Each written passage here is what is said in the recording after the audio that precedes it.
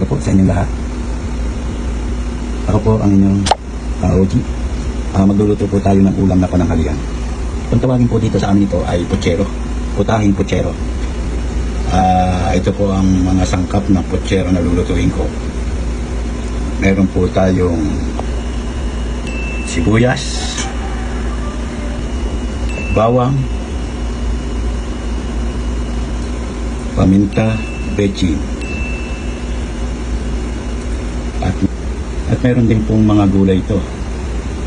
Tulad po nito, carrots.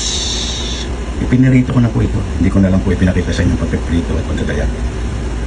At meron din po tayong patatas. Ito po ay pinirito ko na rin. At ang pinaka-the best na sangkap na hindi mawawala ay itong saging. Ipinirito ko na rin po ito. Hindi ko na lang po ipinakita sa inyo kung paano ginawa. Pinirito lang po ito sa mantika. At meron din po tayo pichay bagyo. At ito po, meron din po tayong karne. Ito po ay liempo na karne. 1 kilo po ito. Inilaga na rin po ito sa tubig. At pagkalaga po ay ginayat. Tapos ipinirito na rin po na mapula-pula. Ito pong ganitong kapula. Tamang-tama lang itong ganitong kapula. Para po bang labi ng dalaga. What? What the fuck? Kaya wag niyo susunugin pagka nasunog to, papangit ang labi ng dalaga, di ba?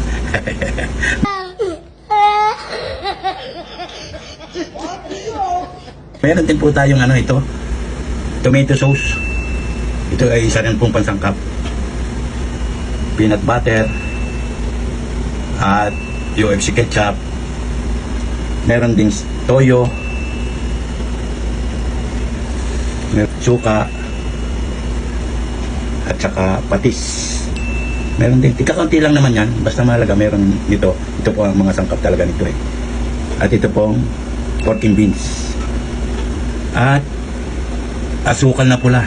Hindi ko lang, mamaya ko na lang pakikita sa inyo pagka ako'y nagluluto. Hindi ko lang naihanda agad dito. Meron din itong red pepper. Meron na rin, ay prito ko na. Andun sa mamaya ipakikita ko na lang sa inyo. Ito ang mga sangkap. Magkakahalo nito. Ito po ay kung tawagin sa amin dito ay putsero. Ewan ko lang po sa inyong lugar kung ang tawag dito pagka naluto na. Makikita nyo. Maya lulutuin ko na ito. At pasintabi naman po sa mga ibang kusinero kung may kulang man ay kayo na maggusto. Sapagkat ito ay sarili ko pong alam ko, sariling version ko po ito ng pagluluto ng putsero. Okay, sige po, umpisa na natin ang pagluluto ng putsero. Okay. 1, 2, cha-cha-cha. 1, 2, cha-cha-cha. 1, 2, cha-cha-cha. Umpisa na po natin ngayon ang pagluluto ng putsero. Una po natin ilalagay itong mantika. A few moments later. Po. Off na po yan, kaunti lang yan. Tama-tama lang yan. At pag ako po ay nagigisa, kahit ito ano po ang ginigisa ko, ay pinagsasabay ko na po ito. Bawang at sibuyas po. Ayan. Antay lang po natin. Medyo pumula to. At okay. Huwag nyo susunugin, papayit ang inyong kutsero. Ilang beses na ang puso mo'y naponet. Nagagalit pag sinasabihan ka, oh yeah. XB! Halo lang ng halo. Habang iginigisa ang bawang at sibuyas.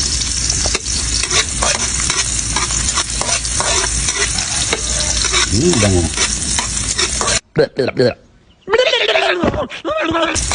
Oh, yan. Medyo kumupula-pula na siya. Yung pag ganito medyo mapula-pula na. Lalagyan mo ng konting toyo. Tapos ay makapita na agad.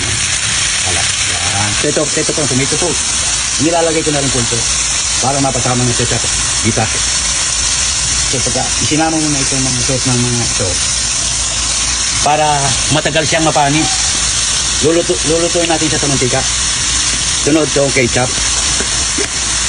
Yan. Halo. Halo. Yan. At pagka ganito na medyo maigita na ang mga sauce. Dito mo na lang dito. Yung pinaglagaan kanina ng karne. Para siya natin sasabay dito. Ayan. Pagka ganyan ha, nalagyan mo na ng sabaw. Antayin-tayin mo lang kumulok. Tawagin dito sa amin, pabubulak-bulak eh. Yung po ang tawag dito sa amin, sa bayan ng tao. Province of Quezon, pabubulak-bulakin. Pagka ito po ay bumubulak-bulak na, pwede nyo na po ilagay yung mga ingredients pang iba. Tulad ng alam mo, ito, bitchin. Pwede na pong ilagay ito. Paminta. Yan.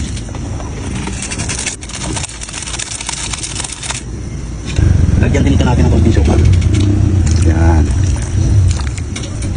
At kung kulang pa, ang mga regado, saka na lang magdagdag mamaya. Ito, konting patis. Konti lang. Yan. Pwede na rin ilagay dito ang asukal. Basta huwag nating ilalahat agad. At kung kulang, mamaya na lang dadagdagan. Masamang mapasobra. At ang hindi mawala ay itong pork beans. Yan, ito. Ito ang hindi mawala sa putsero, putahan putsero. Okay.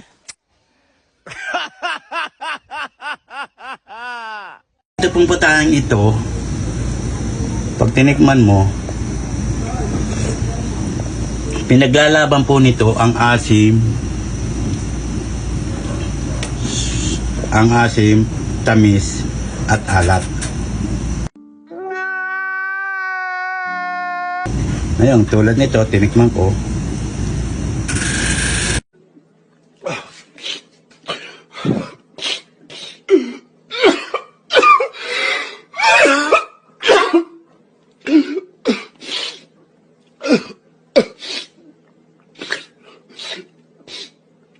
Ayan, dagdagan natin.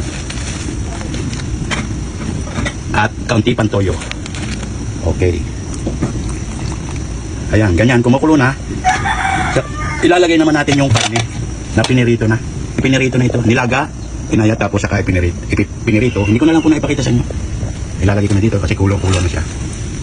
At isasabay ko na rin itong pritong saging. Piniritong saging. Yan. Oh my God! Wow!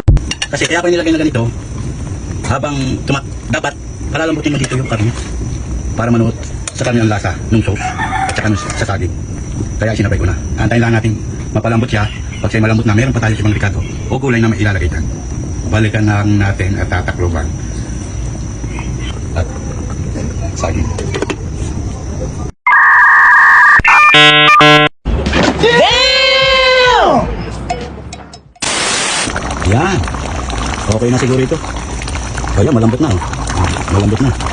Ilagay na lang natin itong pinaritong carrots at saka patatas. Panghuli ito kasi madali na ito maluto. Luto na kasi ito. Tapos, ilagay na rin natin itong gulay. Pechay. Yan.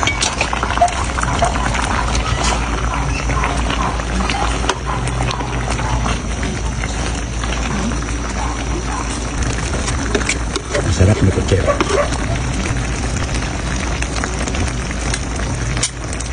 Ayan na po, luto na po ang ating putsero. Ang version ni Ka Ojing Putsero dito po sa Quezon. I-try din po yung iluto at ng inyo rin matikman ang masarap na putsero. Maraming salamat po.